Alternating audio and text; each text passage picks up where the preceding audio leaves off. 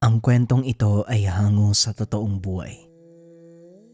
Mula ito sa isa nating kabayan. Naitago na lang natin sa pangalang Ranjo. Taong 2008, probinsya ng Cebu. Tubong probinsya si Ranjo. Hindi na bago sa kanya ang kwento tungkol sa samot-saring kababalaghan. Paminsan na rin siyang nakaengkwentro ng aswang. May pagkakataon pa, pinarusahan ng duwende, naging pasaway sa gubat. Ngayong lumipat siya sa tahanan ng tiyahin dahil mag-a-abroad ito para mairaos ang buhay. Walang kasama sa bahay ang unika iha kung kaya't siya ang pinakiusapang makasama. Isa pa, siya na lang din ang natitirang malapit na kaanak. Para naman sa parte ng binata, gusto niyang siya ang magbantay sa pinsan dahil walang tiwala sa mga kapitbahay. Nauso din noon ang panggagahasa at ang pinakamalala, menor de edad ang sangkot. Magandang babae ang pinsang si Emily. Lapitin at habulin ng mga lalaki kung kaya't gustong protektahan. Wala namang problema kung magsama sila sa iisang bubong dahil malapit din sa isa't isa. Bunso at kuya ang tawagan. Ang kinakatakot lang ni Ranjo ay ang paligid. Puro naglalaki ang kahoy ang makikita. Makapalang nagtutubo ang halamang ligaw. Malayo ang distansya ng mga bahay-bahay. At kahit sumigaw ka pa ay dudang maririnig. Isa pa walang kuryente. Ang tanging ilaw ay lamparilla o kandila at buwan sa gabi kung meron man. Hindi naman ang kadiliman kung bakit nag-aalala si Ranjo. Ang totoo, partikular sa puno kung saan tinitirahan ng kapre.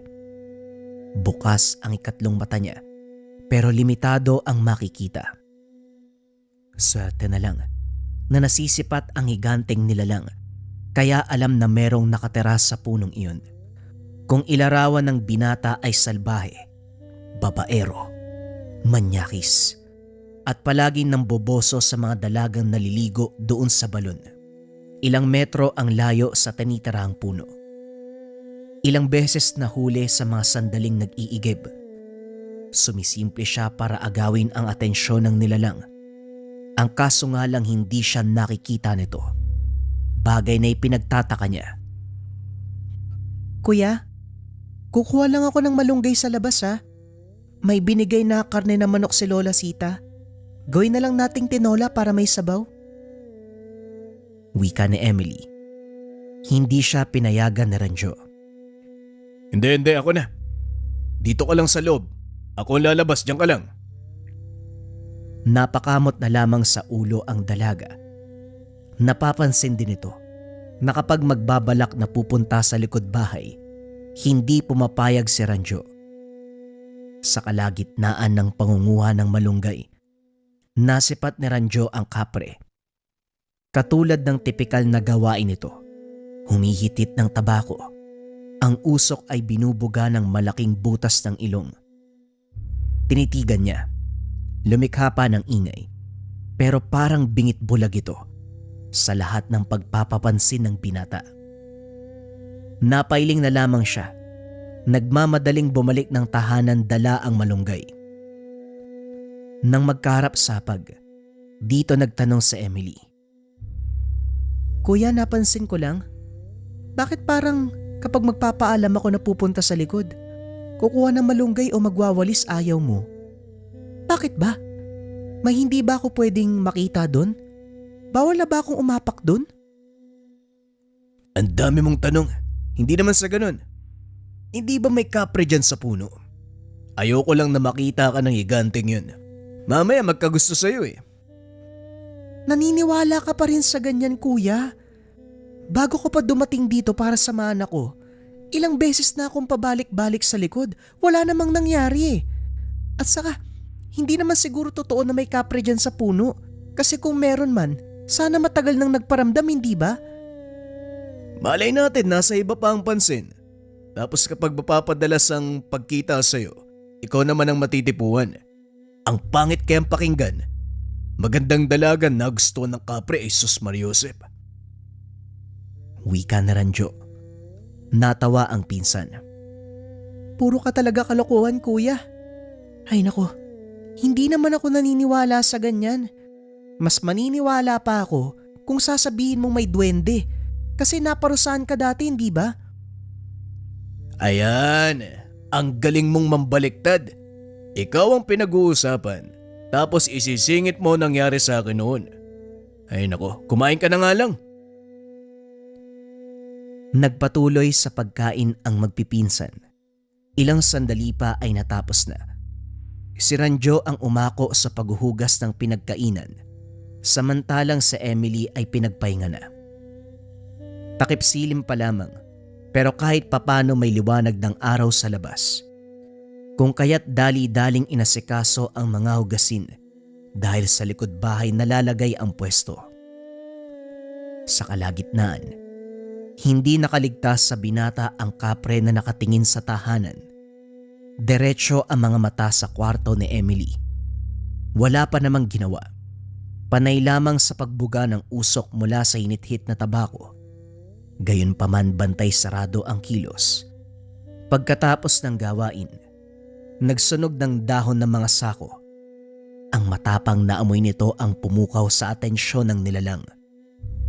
Sunod-sunod na napadaing ng malanghap. Ngiting tagumpay naman ang makikita sa mukha ni Ranjo. Kaso nga lang, hindi pa rin siya nakikita nito. Ay sus naman, sa ganung paraan lang pala maaagaw ang pansin mo eh. Hindi mo ba talaga ako nakikita? O ayaw mo lang akong pansinin? Alam mo yatang kukontrahin kita eh.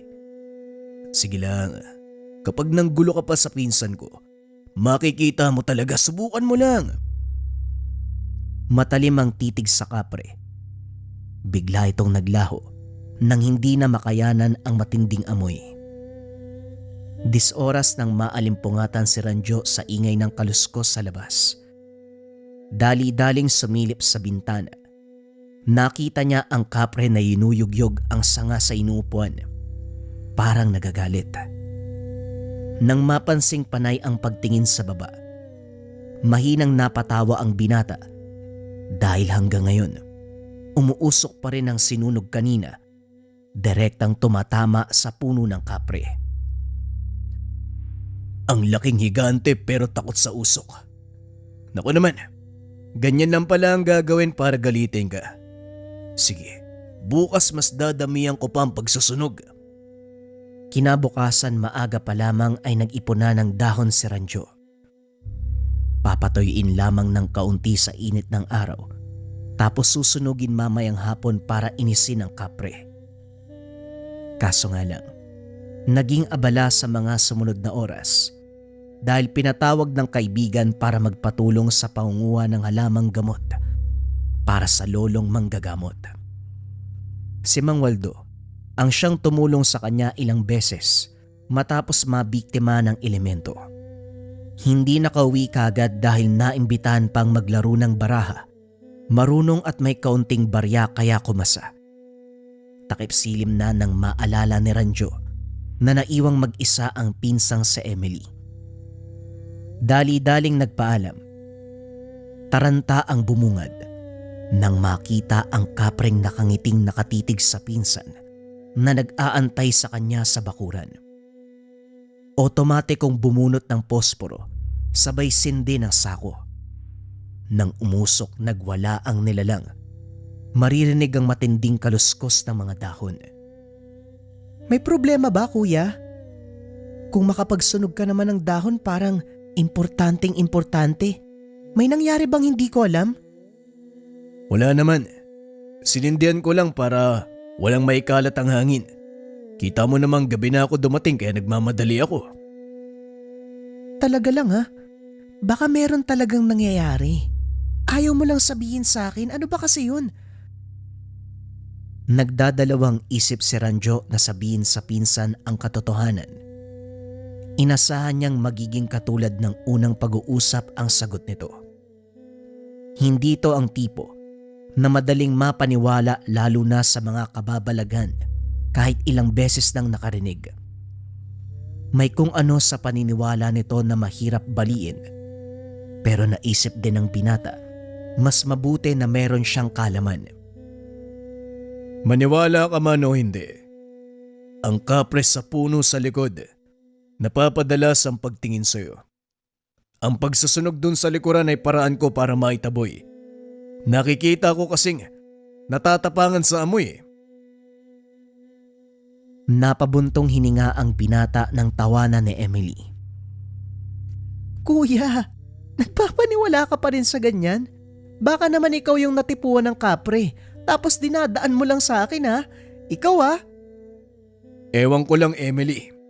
Hindi mo ba pwedeng paniwalaan ang sinabi ko? Kahit ngayon lang seryosohin mo. Ang hirap kasi niyan kuya. O baka naman gusto mo lang na ibaling yung pansin ko sa iba? Kasi ayaw mo magkabutihan kami ni Shelo. Isa pa yan. Ayoko maging kay ni Shelo. Kasi siga-sigaan yun sa sityo.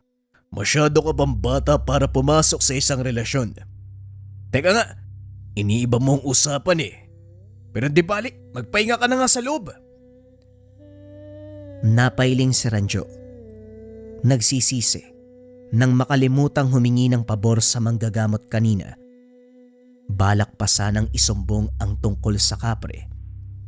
Nangako na lamang ito na gagawin kinabukasan. Madaling araw nang bumangon si Ranjo. Napabalikwas nang makaramdam ng mabigat na presensya. Bagyang naipikit ang mga mata para aninagin ang figura ng tao sa may bintana.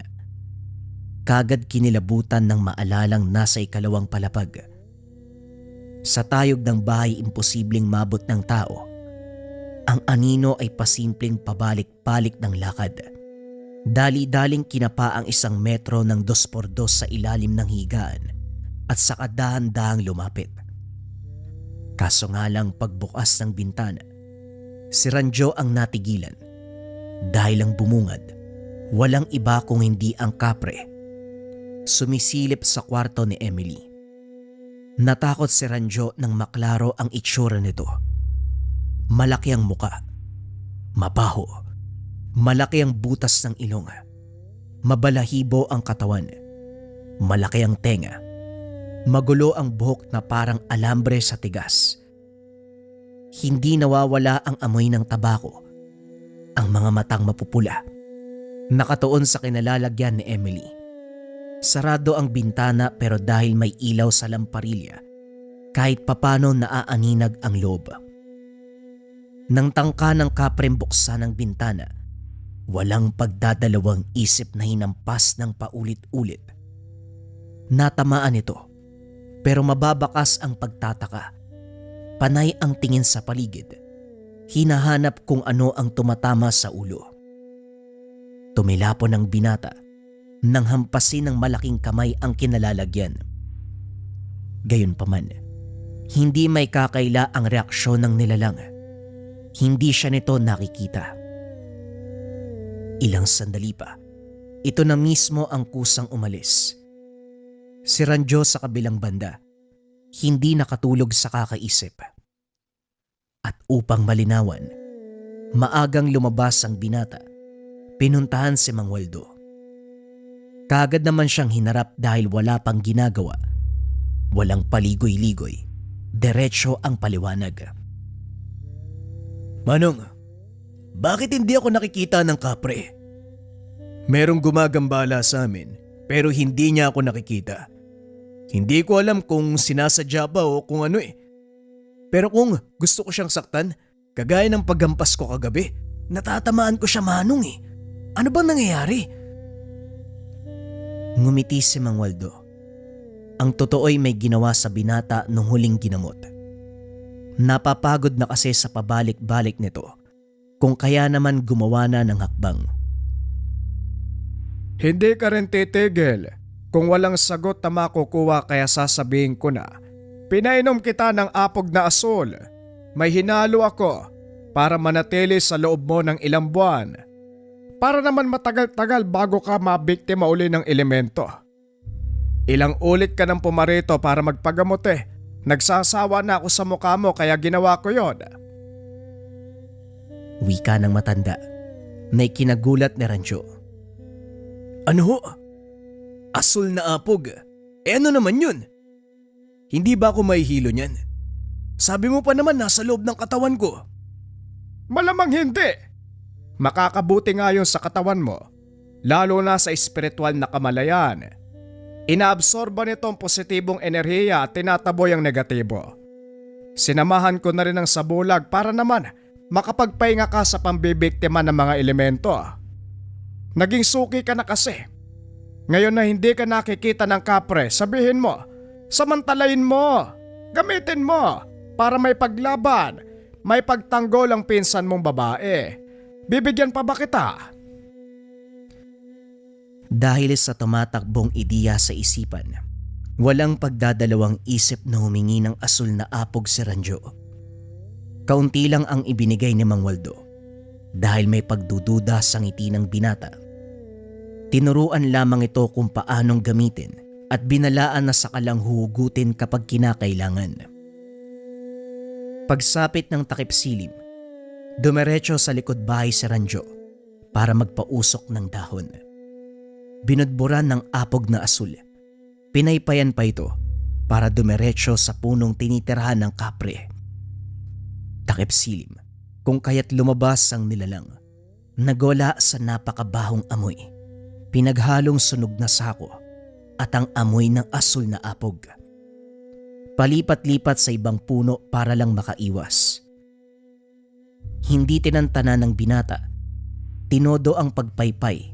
Humabol ang usok sa nilalang.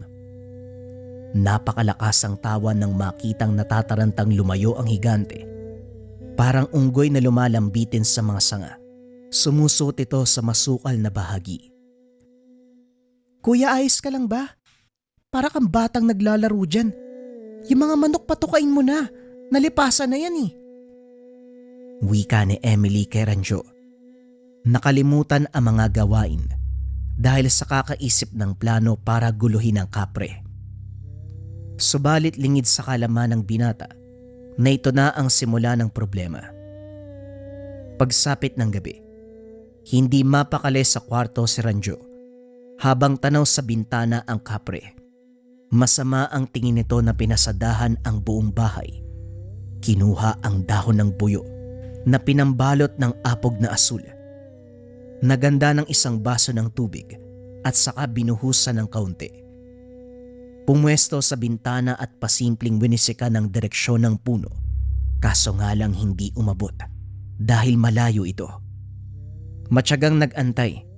Ilang sandali pa lumapit ang higante sa tahanan. Mabilis ang kilos nito. Dire-diretso ang lakad patungo sa bintana ng kwarto ni Emily. Hindi na naghintay si Ranjo. Nang maabot ay kagad sinabuyan ng tubig na may apog. Sumigaw ang nilalang. Umatras habang nagwawala. Akala mo siguro magtatagumpay ka. Hindi dahil elemento ka. Magagawa mo na ang lahat ng gugustuhin.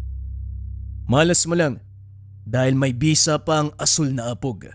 Pati na rin ang sabulag na nilapat ni Mang Waldo sa akin. Magdusa ka. Hindi ako makakapayag na mabiktima mo ang pinsan ko.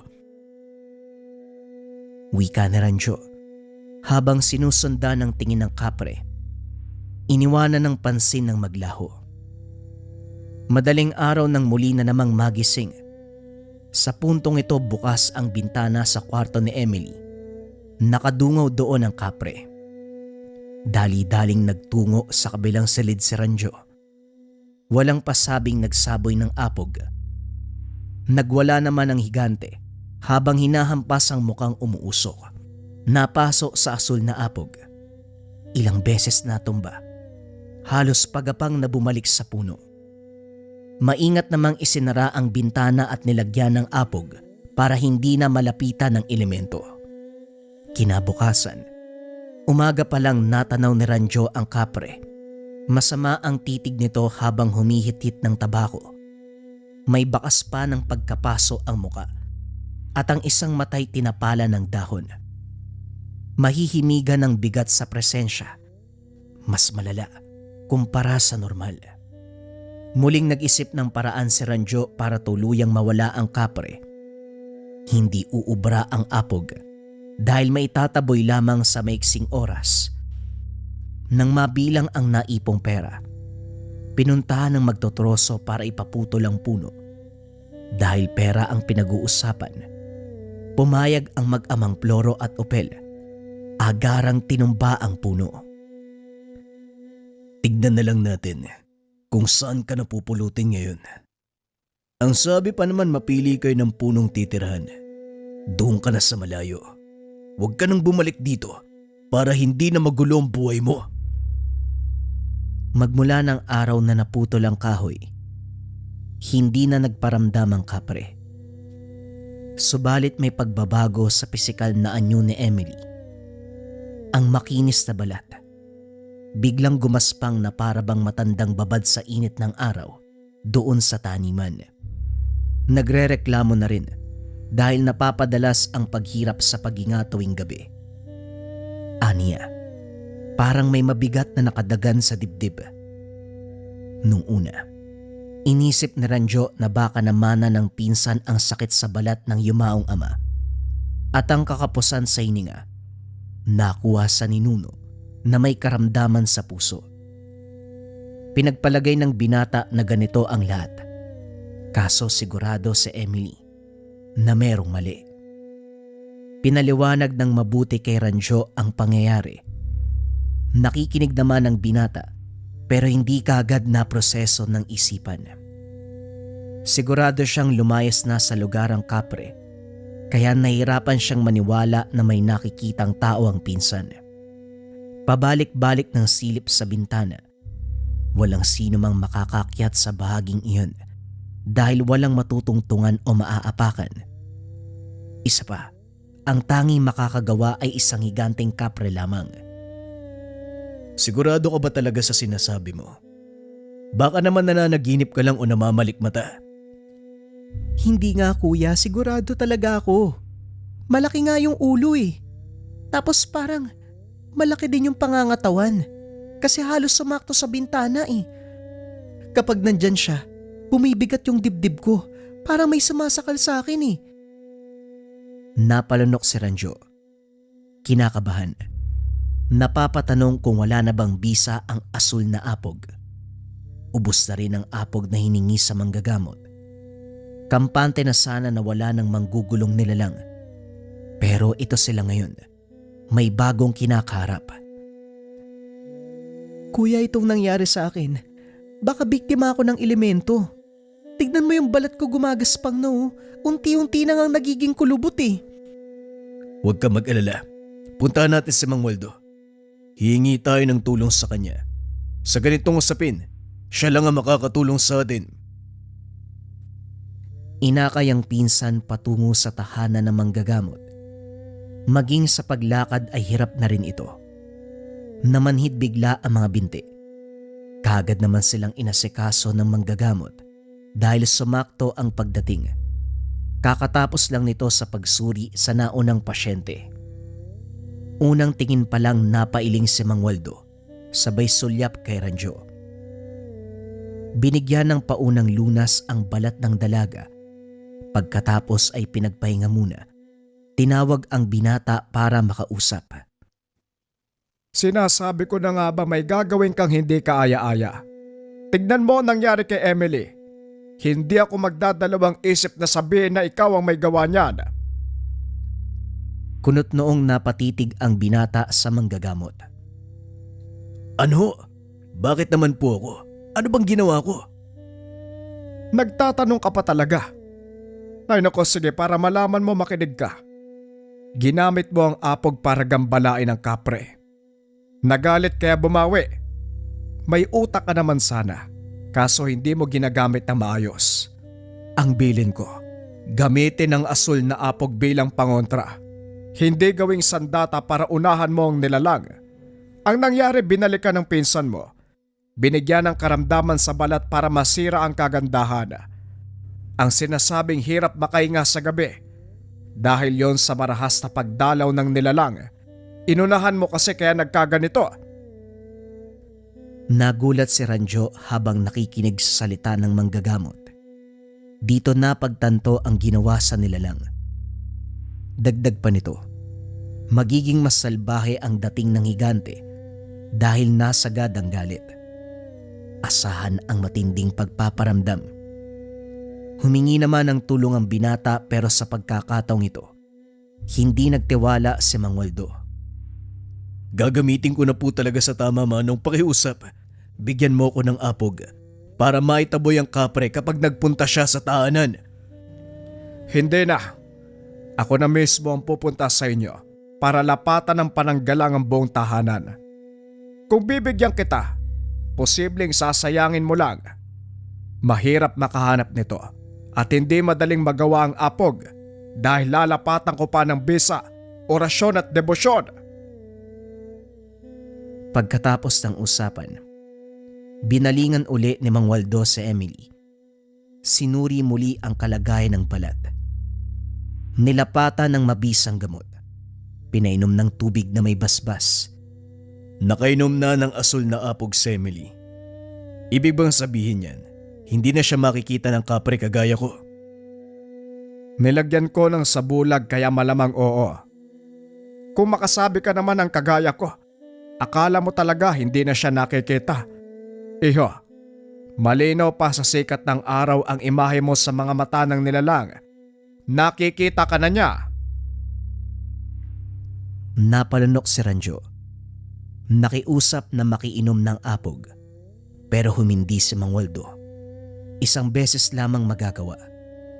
Kapag susundan pa, posibleng magkaroon ng diferensya, lalong-lalo na sa kalusugan. Pagdating sa tahanan, kaagad nilibot ni Mang Waldo ang paligid.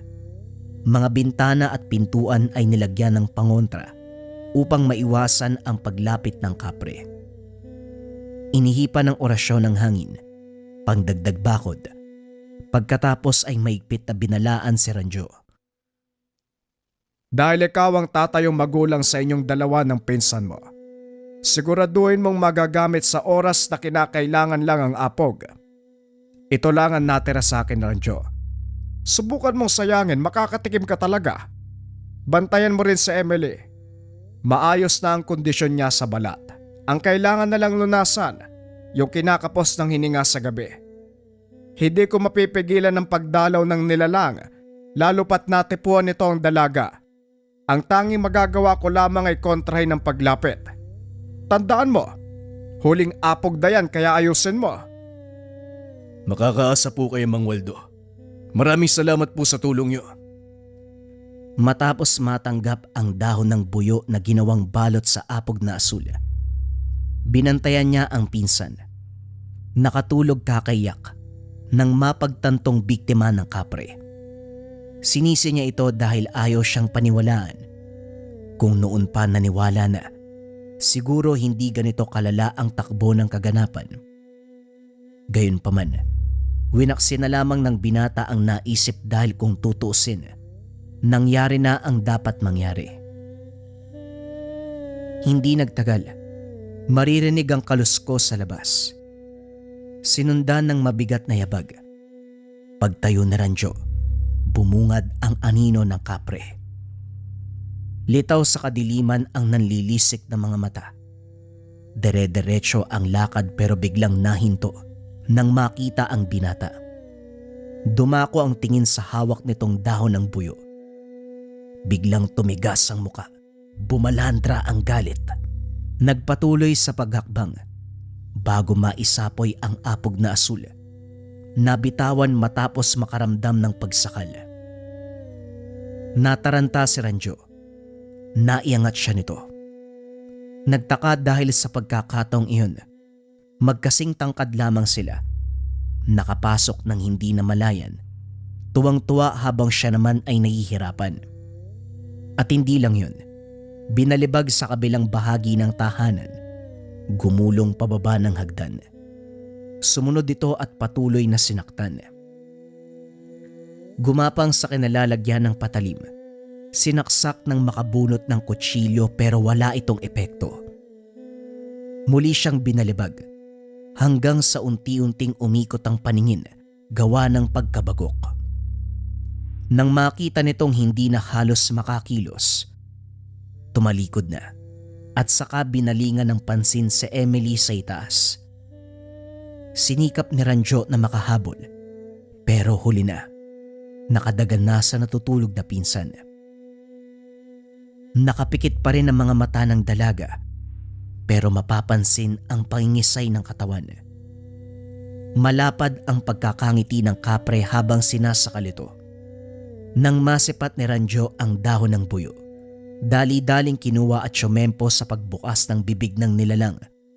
Mabilis na isinubo ang lahat ng apog. Nagwala ito sabay bitiw ng nakakabinging sigaw. Dinudura nito ang apog pero hindi na nagawa dahil kumapit na sa dila. Sinikap matanggal, hindi na nagulat ang binata nang biglang maglaho. Nakita itong nasa labas, pasuray-suray habang lumalayo.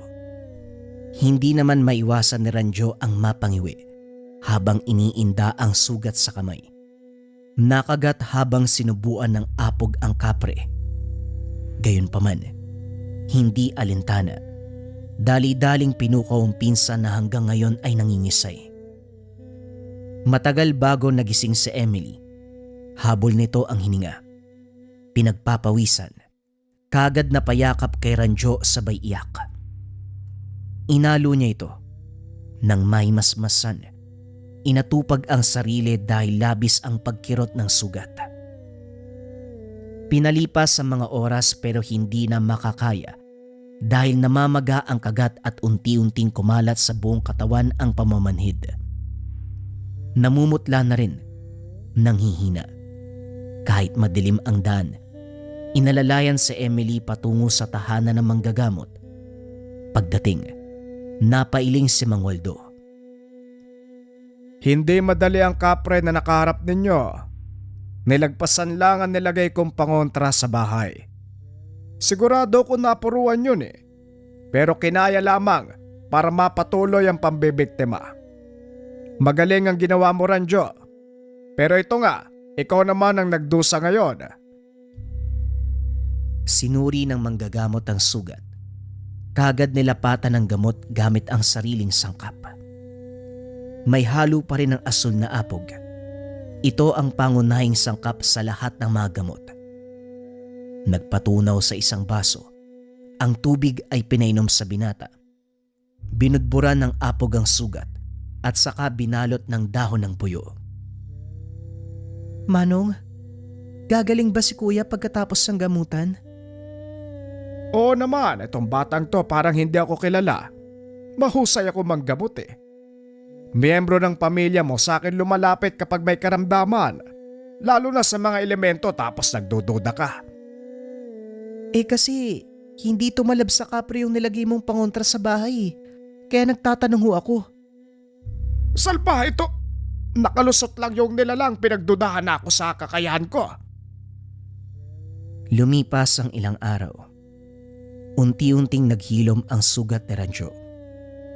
Pinaliwanag ng mabuti ni Mang Waldo kung bakit nanghas ang kapre sa kabila ng paglapat ng pangontra sa bahay. Winasa kasi ng binata ang punong tinirhan nito, kaya kahit gaano pa katapang ang bakod sa lugar, susungin para lang makita ang biktima. Sinagad ni Ranjo ang galit ng higante kung kaya't ganon ang reaksyon nito. Sinuri ni Mang Waldo ang gubat malapit sa tahanan. Wala nang kapre sa lugar. Masasabing marahil napuruhan matapos malunok ang apog na asul. Para naman sa binata, ang sarili pa rin ang sinisisi. Kung hindi lang kinante at inunahan ng kapre, hindi sana mararanasan ang ganito. Gayunpaman, laking pasasalamat niya dahil nandyan si Mang Waldo. Binigyan siya ng mataas na uri ng pangontra. Ang isang uri ng apog na kulay asul. Bagong istorya pa rin ang sunod mga kabayan. Ito ay tungkol sa bagakay na pinangpatay sa aswang. Simulan na ang storya. Ang kwentong ito ay hango sa totoong buhay. Mula ito sa isa nating kabayan na itago na lamang natin sa pangalang Lowy. Taong 2002, Bilaran. Nagulat si Lowy nang makarating sa tahanan ng ninuno, tiyuhin ng lolo. Simple lamang ang bahay pero nakakamangha dahil gawa sa purong kawayan. Mula sa bakod hanggang sa dingding ng tahanan, bubong lang ang naiba dahil nipa. Maging ang tasa na pinagkakapehan ng tiyuhin ay yari sa kawayan. Iho, halika nga sa loob. Hindi mo naman sinabi, ganito ka kaaga dadating. Akala ko mamayang hapon pa kaya hindi tuloy ako nakapaghanda. Pero wag kang mag-alala. Sagot ko na, marami tayong manok dyan na pwedeng tinola o adobo. Depende kung anong gusto mo. Idagdag pa sa pagkamangha, si Lolo Torning mismo. Sa kabila ng edad na 80 taong gulang, masyado pa itong malakas. Mabilis ang kilos at parang nasa edad na 60 pa lamang. Itim ang buhok, kompleto pa ang ngipin, matipuno ang pangangatawan. Ito ang bunso sa magkakapatid at natitirang buhay. Lolo, ang angas ng bahay niyo ah. Puro kawayan. Wala ka sigurong gamit na hindi gawa sa kawayan ano? Tanong ni Lowy habang tinitignan ang mga kagamitan. Hindi naman, merong bakal, merong babasagin, plato, mangkok at kaldero. Bakante ang kwarto sa kabila, yun na lamang ang gamitin mo. Nagdala ka naman siguro ng mga damit ano? Matagal na nung huli kong bumili, mga damit ko na luma. Meron naman po akong dala. Nga po pala may binilin si Lolo Terio. Kung pwede daw, ipalipat sa maayos na libingan yung mga labi ng mga magulang nyo. Kasi huling bisita niya, sira-sira na yung patyon eh. Nagpadala po siya ng pera para walang maging problema. Eto namang si Terio. Akala ko pinagbakasyon ka. Yun pala nautusan na. Ay Diyos ko, sige. Lalakarin natin yan. Magiging madali lang din kasi mabilis magtrabaho mga sepulturero. Bago yan, kumain muna tayo. Hanggang sa pag hindi maiwasang mapanganga ng binata. Ngayon pa lang siya nakakita ng kanin na nasa loob ng kawayan. Nakabalot pa ng dahon ng saging. May kasamang ulam. Sa puntong ito hindi gumamit ng anumang plato si Lolo Torning. Pinakita sa binata ang nakasanayang pagkain na gamit lamang ang dahon ng saging at mga kamay. Hindi nag-inarte si Lowy nang makitang sumubo ang matanda. Kumain na rin siya. Pagkatapos hapag, nag-usap ang mga ito tungkol sa buhay. Maraming naikwento ang matanda dahil mas maraming karanasan. Pero si Lowy, napako ang tingin sa hindi mabilang na sandatang kawayan. Maayos itong nakahilera sa dingding. Nang hindi mapigilan ng kuryosidad, pinutol ang salita ni Lolo Torning. Hello, ano po ba ang mga yan? Para po ba sa panguhuli ng isda? Ito ba? Hindi para sa panghuli ng isda pero pwede naman. Ang pinakagamit niyan dito sa bahay ko, pangsundot ng puwet ng mga aswang na mahirap pakiusapan. Nabaling ang pansin ni Lowy sa matanda. Napalunok ng makarinig ng aswang. Ang totoo, may karanasan ng binata sa nasabing nilalang pero hindi naging maganda. Kapag aswang ang pag-uusapan, wala naman talagang magandang kakalabasan. Ang sa binata lang, ito ang dahilan kung bakit maagang nasawi ang ama. Nagkaroon ng malubhang sakit. May pag-asa pa sanang mabuhay pero naunahan ng aswang. Walang matibay na ebidensya pero dahil isang albularyo ang nakapagsabi, matapos makita ng katawan ng yumao sa kasagsagan ng burol, naniwala si Lowy. Magmula ng araw na yun, nanlalamig ang buong katawan kapag nakakarinig ng aswang. May aswang po ba sa lugar na to? Totoo po ba talaga? Oo naman. Hindi ko alam kung nabanggit ng lolo mo ang tungkol sa akin. Loie, ako ang tipo ng tao na kung tawagin ay manunugis. Larangan kung saan hinahabol at pinapatay ang mga aswang. Kung ito ang pag-uusapan, marami na akong napugutan ng ulo at ang mga kawayan na yan ang tanging sandata ko. Kumuha ng isang bagakay si Lolo Torning at saka maingat na inabot kay Loie. Muling napalunok ang binata nang mahawakan nito. Paano po to nakakapatay ng aswang? Simpleng kawayan lang naman to ah. Parang isang tira. Mababa. Natigilan ang binata nang subukang baliin ang bagakay. Binuhos ang lakas pero bigong mahate. Kinuha na lamang ito ni Lolo Torning. Simpleng kawayan pero malupit ang bisa. Hayaan mo, kapag may aswang na napagawi sa paligid, sisiguraduhin ko masasaksihan mo kung paano kong gagamitin ang kawayan na ito. Wika ni Lolo Torning. Ibinalik na rin sa ayos ang bagakay. Napahugot ng hininga si Loie. Napatitig sa sandatang kawayan. Sa isip niya, kung nasa malapit lang si Lolo Torning nung panahong nabiktima ng aswang ang ama, nabigyan pa sana ng pagkakataong mabuhay dahil sigurado siya. Hindi papatakasin ng matanda ang nilalang, papatawan nito ng parusa. Makalipas ang ilang sandali, hinayaan siya ni Lolo Torning na maglakad-lakad sa paligid. Binilinan na wag lumayo, diyan lang sa malapit mag-ikot. Naaliw naman ang binata dahil sa wakas. Nakalanghap ng sariwang hangin, nadama ang kalikasan. Tubong Maynila, kung kaya't nakagisnan ang nagtataasang gusali, siksikan ng mga bahay, usok at ingay ng mga sasakyan. Nanibago siya dahil dito ay masyadong payapa, magaan ang pakiramdam at masarap sa mata ang naglalawakang tanawin. Sa wakas, purong berde ang nakikita ko. Nakakasawa yung mga sasakyan at gusali sa Maynila. May mga tao pang bantay sarado ka kapag lalabas. Hindi ka naman artista, pero nakasunod yung mga mata nila sa'yo. Hindi ka artista? Sa postura mong yan? Napalingon si Loie nang marinig ang boses ng isang babae. Pagtingin, bumungad ang dalagang probinsyana, si Meralda. Anak ng maralitang magsasaka na nakatira sa kabilang barangay. Napagawi dahil may sakahan sa unahan at ang kinalalagyan ni Loie ang madalas na pasyalan. Oo, hindi ako artista.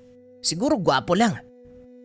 Ilang ulit nang narinig ni Loie ang ganitong papuri, pero iba ang dating ng babae ngayon. Bagyang nahiya ang binata. Meralda nga pala. Pasensya na kung naistorbo kita ha.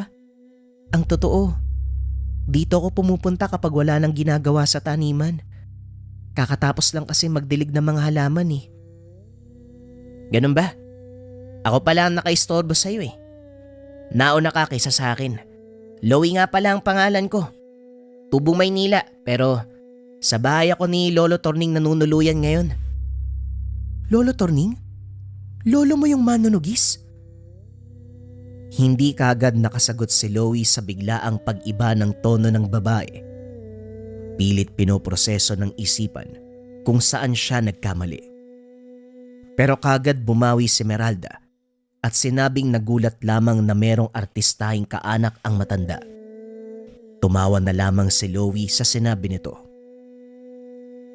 Nagpatuloy ang kwentuhan ng dalawa. Nagpakilala sa isa't isa.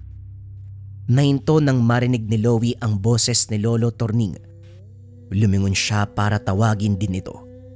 Ipapakilala sana si Meralda pero nagulat nang biglang naglaho. Kamot ulo na lamang siyang umalis kasama ang matanda. Nag-ihaw ng manok ang dalawa. Sa kalagitnaan, napatanong si Lolo Torning kung sino ang kausap kanina. Sinagot naman niya ito pero mahihimigan na parang may mali sa reaksyon ng matanda. Tangulang pero may kakaiba. Hindi nag-usisa si Loie dahil tutok ang pansin sa pag-iihaw. Nang nasapag na sila, napansin ng binata na hindi mapakali si Lolo Torning. Panaylingon kung saan-saan, kung minsan pa ay biglang tatayo, sisilip sa bintana. Tumagal ito hanggang natapos sa pagkain. Nang hindi pa rin maperme, nagtanong si Loie. May problema po ba, Lolo? Kanina pa kayo balisa ah. Hindi maganda ang pakiramdam ko. Parang may umaaligid. Huwag ka munang lumabas. Baka mamaya biglang may lumitaw eh. Sinasabi ko na nga ba? Loie, dito ka lang sa loob ah. May itataboy lang ako sandali. Nasundan ng tingin ni Loie ang matanda. Kumuha ng iilang bagakay. Nagsugbit ng itak sa tagiliran. Nagmamadali itong lumabas. Dire-diretso ang mabilis na akbang. Kabadong nag-aantay ang binata sa pagbalik ni Lolo Torning. Lumalim ang gabi sa paglipas ng oras. Hindi na rin siya mapakali dahil kakaiba ang hatid ng pakiramdam ng katahimikan. Ilang sandali pa, nagliwanag ang muka ng mabungaran ito. Pero natigilan nang makita ang mantsa ng dugo sa mga kamay. Hinahabol pa ang hininga. Ano pong nangyari, Lolo? May hinabol po ba kayong ligaw na hayop? Higit pa sa isang hayop ang hinabol ko. Malas lang hindi ko napuruhan eh. Daplis lang ang inabot. Nagtatakang tumitig si Loie. Kung pagbabatayan ang dugo sa mga kamay at damit, hindi masasabing daplis. Hindi na rin makita ang dala nitong bagakay kanina. Gayunpaman, hindi na lamang nag-usisa. Nang mga sumunod na oras, hindi pa rin ito mapakali. Maging ang binata na nagmamasid na tatakot sa hindi malamang dahilan. Kinabukasan maagang nawala ang matanda. Hinanap si Loie pero hindi matagpuan. Binilang ang bagakay. Kulang ito. Naisip na baka lumabas muli si Lolo Torning. Sa kabilang banda naman nagdududa sa nangyayari. Gayunpaman minabuting mag-antay kaysa mag-isip ng kung ano-ano. Tanghaling tapat nang makabalik ang matanda. Pawisan. Namumula ang muka sa pagbilad sa araw. May bitbit itong kambing. Ang sabi ay pinakatay ng kumpare. Nang makita ang bagakay sa tagiliran, nakumbinse sa binigay na rason. Maraming lakad pagsapit ng hapon. Nagpunta ng simbahan para magpaalam sa paglipat ng mga labi. Nagtungo ng sementeryo para kausapin ang mga sepulturero. Mabilis kumilos ang mga ito lalo na nang abutan ng suhol. Si Loie ang nagbabantay sa pagtatrabaho ng mga ito. Samantalang si Lolo Torning naman, bumalik ng simbahan para sa ibang pakay. Sa kalagitnaan, naisingit ang binata sa usapan ng mga sepulturero. Artista ka ba? Ayos yung mukha mo ah. Ganda ng tindig, parang si Fernando po. Gumaganap sa pelikula ng bakbakan no. Artista ka sa Maynila ano. Wika ni Mang Jose at Mang Danying. Ay hindi ho. Isa akong ordinaryong tao. Minsan nangangarap maging artista. Pero malabo. Hindi kasi ako talentado eh. Ganun ba? Sayang naman pala, may iba tayo. Ano yung aswang na naitumba ng Lolo Torning mo? Nakasalubong kasi namin eh. Hindi nakausap kasi may hinahabol. Sa reaksyon mo parang wala kang alam ah. Apo ka ba ni Torning? Hindi nakasagot si Loie. Kamot ulong bumalik sa pagtatrabaho ang mga sepulturero. Dito rin napagtanto. Aswang ang hinabol kagabi. Pagkatapos sa sementeryo, dumaan muna sa tindahan ng tabako. Lalapitan sana ni Loie si Meralda na nasa kabilang tindahan pero kagad pinigilan ni Lolo Torning. Hindi direktang sinabi, idinaan sa pag-utos na tumulong sa pagpili. Nagpang-abot pa sila sa sakayan pero hindi pa rin makalapit dahil sa matanda. Napailing na lamang ang binata. Pagdating ng tahanan, dito na siya nagtanong. Kilala niyo po ba si Meralda, Lolo? Bakit ayaw niyo akong palapitin sa kanya? Sa napapansin ko, umiiwas din siya sa inyo. Ano po bang nangyayari? Mas mabuti nang umiwas sa mga taong maraming tinatago. Makakatulong ito para makaiwas ka sa anumang banta ng panganib. Hindi ko po maintindihan ng ganyang salita niyo. Diretsuhin niyo nga po ako. Nagbuntong hininga si Lolo Torning bago pa ito sumagot. Sinigurado ding handa ng makinig ang binata. Hindi ordinaryong tao si Meralda. Sila ng pamilya niya. May lahing aswang. Kaya nga pinigilan kita kanina dahil baka may palhim siyang gawin. Mabiktima ka pa. Natahimik si Loie. Pilit pinoproseso ng utak ang narinig.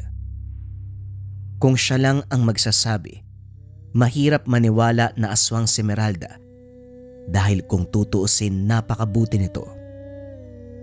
Magaan ang pakikitungo at madaling kausap. Wala siyang nararamdamang kasamaan. Natural lang din ang presensya. Subalit nabura ang paniniwalang iyon nang sundan ni Lolo Torning ang salita.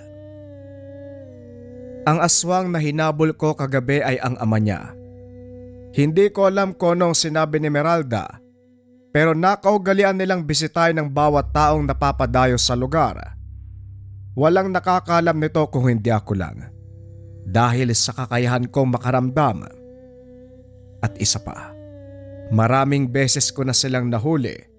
Hindi nga lang mapatay-patay, ginagabayan yata ng demonyo eh. Hindi po ba kapag aswang nangangamoy sila? Bakit si Meralda hindi? Nakikipag-usap, nakikisalamuha pa nga po sa mga tao eh. May pamamaraan sila para hindi makilala at para makasabay sa mga tao. Hindi ko alam kung paano kayo nagkakilala. Basta wag kang lumapit sa babaeng yon o sino man sa pamilya niya. Kung talagang aswang sila, bakit parang wala namang reaksyon ng mga tao? Hindi lahat ng tao marunong kumilala ng aswang. Ang mga mangmang sa ganitong usapin, sila ang nabibiktima. Kung ayaw mong matulad sa nalin lang ng mga yan, tandaan mo ang lahat ng sinasabi ko. Hindi nakasagot si Loie. Hindi makapaniwala sa lahat ng kaganapan. Nang mga sumunod na araw, hindi umalis ng tahanan si Loie sa takot na makasalubong si Meralda. Pero sadyang mapanubok ang panahon. Dahil kahit nasa bakuran lamang siya nakikita ang babae. Nasa unahan, nakakubli sa kakahuyan. Panay ang tingin sa kanya. Wala mang sinabi o pagkaway, pero malinaw na tinatawag siya ng presensya nito. Hindi pinansin, pero naramdaman na lamang ng binata na parang may humahatak sa kanya para puntahan ng dalaga. Kinakabahan, kung kaya't nagsara ng pintuan at mga bintana. Gulat naman ang sumalubong kay Lolo Torning nang makitang sarado ang bintana. Kagad nagtanong. Sinabi ng binata ang tungkol kay Meralda. Mabuti ang ginawa mo. Huwag kang magpapadala sa panlilin lang niya. Isa pa, hindi naman makakalapit sa tahanan natin dahil siguradong malalagot sa kawayan. Kahoy lang pero takot na takot ang aswang sa tulis niyan. Dahil kapag tumama sa kanila, siguradong magkakalatay. Ngayon lang din naintindihan ni Loie kung bakit matutulis ang kawayang bakod. Proteksyon pala ang silbi ng mga ito. Muling namangha sa matanda. Hindi na malayan ang oras. Napabalikwas ng bangon si Loie nang makarinig ng sigaw. Maging siya ay kinilabutan. Sigaw na para bang sinasaktan hanggang mamatay. ang ipinagtataka ng binata, sobrang hina ng ingay na halos pabulong na lamang. Yung bang sakto lang na maririnig. Singilip si Lolo Torning sa kabilang kwarto. Mahimbing ang tulog nito. Sinubukan niyang kumalma. Paulit-ulit na hinahampas ang magkabilang tenga. Ayaw nang marinig. Dahil pakiramdam niya ay dinidemonyo. Siya lamang ang nakakarinig. Subalit tumagal ito ng ilang sandali. Nang mawala ay napahinga ng malalim. Kinabukasan, binanggit kay Lolo Torning ang tungkol kagabi. Isa lang ang ibig sabihin. May pambibiktima ng aswang. Maaaring nasa malayo o malapit. Magaling silang manlilang. Ganun po ba? Ang lala naman pala dito sa lugar. Iyan pa nga lang eh. Kung mulat ka lang sa mundo ko. Kung alam mo lang ang iba pang bagay. Nako, wala pa sa kalingkingan yan. Napabuntong hininga si Loie. Hindi akalain na may mas malala pa sa inaasahan. At ang malala, ito ang kasunod na nangyari. Bandang hapon nang mautusan sa tindahan, ilang minutong lakaran mula sa bahay. Ayaw sana niyang lumabas dahil natatakot na baka makasalubong si Esmeralda. Kaso nahihiyang humindi kay Lolo Torning. Naging kampante naman ang bigyan ng bagakay. Maingat sa pagkahawak upang hindi masugatan sa tulis ng kawayan. Matapos makapamili, nagmamadaling bumalik. Katulad ng inasahan, nakasalubong si Esmeralda. Masama ang tingin nito sa kanya. Nakatindig sa hindi kalayuan. Sinubukan ni Loie na lumis ng daanan pero hindi makapaniwala nang sa bawat direksyong nilingon. Bubungad ang babae hanggang mukaan silang nagkarap. Takot ka ba sa akin, Loie? Magkaibigan tayo, di ba? Sinong hindi matatakot sa'yo ganyan yung pinapakita mo? Ano ko ba talaga? Sino ka ba? Tumitig lang si Esmeralda. Maigpit ang hawak ni Loie sa bagakay. Lalapit sana ito. Kaagad dinuro ang kawayan. Dali-daling napatras ang babae. Walang nagawa ng kumaripas ang binata. Sinundan pero may distansya ang pagitan. Naglaho bigla nang mapansin ang paglabas ni Lolo Torning. Sinuri ng tingin ng matanda ang buong paligid. Walang sinabi ang apo. Pero batay sa amoy na dumikit sa bagakay at sa reaksyon ng binata, sigurado siyang may sumunod dito. Pinapasok sa loob si Loie. Siya naman ay naglibot sandali. Sa sagingan natanaw ang malawak na taniman sa baba. Naroon si Esmeralda kasama ang ama. Nakabalot man ang katawan nito. Kitang-kita pa rin ang sugat na tinamo nung huling inkwentro. Dahan-dahang bumaba si Lolo Torning para lumapit sa mga ito. Tumabi ang dalaga. Humakbang ang ama para salubungin siya. Ano? Ipagyayabang mo na naman ba ang kakayahan mong pumatay ng aswag? Wika ni Dado. Masyado ka namang mainit. Huwag mong subukan ang pasensya ko. Marami pang magsasaka sa paligid. Ayaw mo pa namang malaman ng iba kung sino talaga kayo. Pasalamat ka. Mukhang ako pa lang ang nakakaalam sa katauhan nyo. Marami na tayong engkwentro. Hindi ko maintindihan kung bakit hindi kayo mapatay-patay eh. Wala na akong pakialam sa iba. Basta tantanan nyo ang apo ko. Ikaw naman, Iha. Alam ko maitsura si Loie. Pero huwag kang mangarap ng tapos. Alam ko ang ibig sabihin ng kilos mo. Pabayaan mo ang apo ko. Matapos magsalita, dahan-dahang naglakad palayo. Pagsapit ng gabi, hindi makatulog si Loie dahil sa kakaibang pakiramdam. Panay ang likod sa higaan nang tumagal tumayo at palipat-lipat ng pwesto. Makalipas ang ilang sandali, may kung sinong tumawag. Hindi nakilala ang boses dahil pabulong. Nang sundan ng pinanggalingan, bumungad si Esmeralda. Kumuway sa kanya. Tinawag siya. Lalong nagtaka si Loie sa nangyayari dahil may puwersang sapilitang humihila sa kanya. Kahit anong pigil, malakas ang hatak nito. Matagumpay siyang tinangay. Napansin na lamang ng binata na binabaybay ang daan hawak ang kamay ni Esmeralda. Dinala siya sa tahanan nito. Bumungad ang nakangiting si Dado. Pinaupo siya sa hapag. Sa harapan ng pagkain. Walang lakas si Loie sa mga sandaling ito. Para bang kontrolado ng iba ang katawan at isipan. Nang kumain sila Esmeralda, sumabay din siya.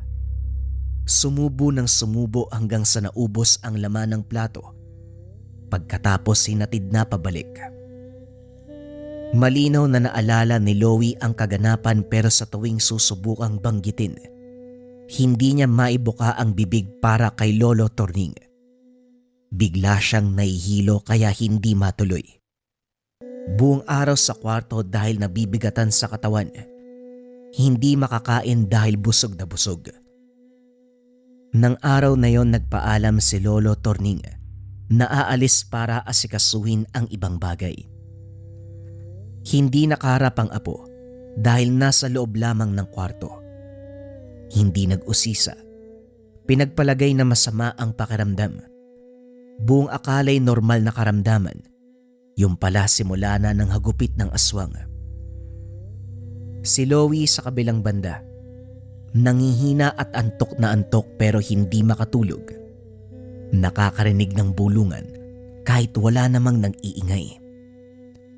Ilang oras na magmula nung huling kain pero hanggang ngayon ay busog pa rin. Kapag hihinga ng malalim ay sasakit ang dibdib. Kabadong-kabado sa ideya na baka may masamang ginawa ang mag-amang Dado at Esmeralda. Ngayon naman ay nagdadalawang isip kung totoo ang nangyari sa hapunan o sadyang sanhi lamang ng malikot na imahinasyon. Maging ang sariling pag-iisip na apektuhan, hindi na alam kung ano ang totoo sa hindi. Nakahilata sa buong oras hanggang sa maratnan si Lolo Torning. Nung una, inakala ng matanda na nagbibiro lang dahil sa sahig humiga. Nakapikit pa ang mga mata. Naboryo ka siguro dito dahil ikaw lang mag-isa. Sa dami ng pwedeng gawin, pagpatay-patayan pa talaga. Bumangon ka na nga riyan. May pansit dito pagsaluan natin. Hoy, Loie, tama na ang pagbibiro. Bumangon ka na. Halika dito sa mesa, Loie! Nilapitan ni Lolo Torning. Hindi makapaniwala nang maramdaman ng katawan nito. May bakas ng pangyayanggaw. Dali-daling inalalayan at maayos na hiniga sa papag. Kinuha ang mga gamit. Sinimulang kontray ng sumpa sa loob ng katawan. Matapos mapahiran ng lana ang tiyan, dahan-dahang hinilot. Pinakiramdaman kung ano ang nakain nito. Naningkit ang mga mata nang makilala ang nakapang bukol. Hindi to basta pagkain ni hinaluan ng sumpa. Isinantabi muna ang galit sa gumawa nito kay Loie. Inuna ang kaligtasan ng binata. Nahirapan siyang alisin sa katawan ng sumpa. Ipapasuka sana kaso walang malay. Naghintay na lang muna kung kailan babalik ang ulirat. Hindi naman ito nagtagal. Nang maimasmasan, kaagad tinanggal ang bagay sa loob ng katawan. Sinabayan ng hilot ang pagsuka ni Loie. Dumuduwal ang binata habang si Lolo Torning hinihilot ang tiyan. Sinugatan ng kaunti ang bahagi kung saan nakapa ang bagay. Hindi nagtagal ay inalabas din. Dito nasagad ang pasensya ng matanda sa mag-amang aswang. Dali-daling niligpit ang putol na daliri ng tao na kinargahan ng sumpa bago pa man makita ni Loie. Nang nasa mabuting kalagayan na ang binata, sumaglit si Lolo Torning sa tahanan ni Dado. Naraanan sa taniman ang anak nitong si Meralda. 10 oras na, pero nagkukunwari na may ginagawa. Hindi niya ito pinansin. Dumiretso sa bahay nito. Ibinaon sa bakuran ang 3 pares ng bagakay. Pagpasok sa loob, walang pasabing inatake si Dado. Nahuli ito ng kilos kung kaya't tinamaan sa balikat. Kahit sa mga oras na ito, swerte ka pa rin. Hindi man lang dumiretso sa puso ang bagakay. Demonyo talaga, no? Hindi bale na. Dahil hindi ka nakinig sa pakiusap ko. Sinusubukan nyo talaga ako eh. Makikita nyo kung anong hinahanap nyo. Inimbitahan talaga ang apo ko para kumain. Ang lakas ng loob nyo. Muling sinaksak ng bagakay si Dado. Napakalakas ng hiyaw. Napansin na lamang ni Lolo Torning na merong presensya sa likuran. Nakaiwas bago matamaan ng atake ng asawa nito. Sumugod nang makita ang kalagayan ng lalaki. Pero sa pagkakataong ito, hinigpitang mabuti ng manunugis ang laban. Magkatabi ang mag-asawa, parehong nanghihina matapos masaksak ng bagakay. Oh, dalawa pa naman kayo pero wala kayong laban. Kapag siniswerte nga naman. Araw ngayon kung kailan mahina kayo eh. Hindi rin kayo nag-iisip ano? Talagang apo ko ang biniktima nyo. Sunod-sunod na pag-angil ang pinakawalan ng mag-asawa. Paulit-ulit din na binaon ang bagakay sa iba't ibang parte ng katawan nito. Maririnig ang sigaw ni Meralda. Tarantang-taranta sa nangyayari. Kaso hindi makapasok dahil sa nakabaon na bagakay sa daan. Nang masagad si Lolo Torning, hindi nagpatawad. Tinapos ang buhay ng mga ito habang mahina pa ang pagkaaswang. Ilang pares ng bagakay ang ibinaon sa puso ng mag-asawa. Paglabas bumungad si Meralda. Humahagulgol habang nakatitig ng masama. Nahihinigan ni Lolo Torning na gusto nitong sumugod pero dahil sa kainaan ay hindi nagpadalos-dalos. Tumabi ito. Pinanood siyang umalis. Binalaan niya ang dalaga. Iha, ikaw na lang ang natira sa pamilya mo. Kung gusto mong mabuhay, manahimik ka at wag na wag nang manggugulo sa mga tao. Kahit kanino pa yan. Sa oras na magkamali ka, ako mismo ang papatay sa'yo. Matapos ng kaganapan, hindi na mahagilap ang pamilya ng aswang. Wala ng tao sa bahay. Walang iniwan na bakas. Matapos ng kaganapan, pinauwi si Loie sa Maynila. Buong biyaheng nagtatanong sa kilos ni Lolo Torning at sa biglaang pagkawala ng pamilya ni Meralda. Pinabaunan din siya ng 3 bagakay na maayos na nakabalot. Balak pa sanang manatili sa lugar para makasama ng mas mahabang oras ang matanda. Kaso nga lang pinabalik na siya ng Maynila. Sa kabila ng mga katanungan, ipinagpalagay na lamang ni Loie na pamamaraan nito ni Lolo Torning para protektahan siya. Pero habang buhay nakatanim sa kanyang isipan na minsan siyang biniktima ng pamilya ni Meralda. Minsan siyang sinubukang yang gawin ng pamilya ng aswang. Araw mga kabayan, nandito na yung restocks ng ating Kaluban de Pampaamo. Kung mapapansin ninyo mga kabayan, 50 pieces lang yung dumating sa atin dito and yung half niya naka-reserve na para sa mga kabayan natin na umorder kaninang live. Hanggat meron pa mga kabayan, pwede na kayong kumuha ng Kaluban, malapit na itong out of stock. Ang bisa ng Kaluban de Pampaamo, pampaamo sa tao, pampaamo sa negosyo. Kung nasa toxic environment ka, perfect sa'yo ang Kaluban de Pampaamo. Simple lang ang gagawin kabayan, dalhin lang palagi ang Kaluban, may kasama yung gabay po lang tela pouch pagdating sa'yo. Kung interesado ka, isearch mo lang ang shop ng Lika Merchandise.